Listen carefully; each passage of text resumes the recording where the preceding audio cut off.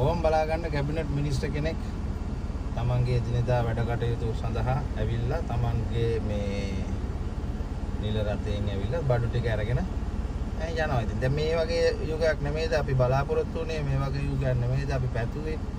මම සාමාන්‍ය මිනිස්සුකගේ මේ කැබිනට් ක්‍රීඩා ඇමති මේ කොට්ටාව නගරේ තමන්ගේ මේ එදිනෙදා කටයුතු ටිකට අවශ්‍ය කරන වැඩ කටයුතු ටික කරගෙන එතුමාගේ වැඩ ටික කරගෙන එතුමා යනවා. මෙහෙම ඉස්සර කාලයක් යුගයක් තිබුණේ නෑනේ. අතට පායට බොඩි ගාඩ්ලා දාගෙන නිකන් විකාර නටාගෙන එහෙම යුගයක් නේ අපි පසු කරේ. එහෙනම් දැන් අපි සතුටු වෙනවා. ඉතින් ජාතික ජනබල වේගයට මේ දුන්න ඡන්දය සම්බන්ධව ඉතින් ඇත්තටම ගරු කරනවා මේ මුතුමන්ලට.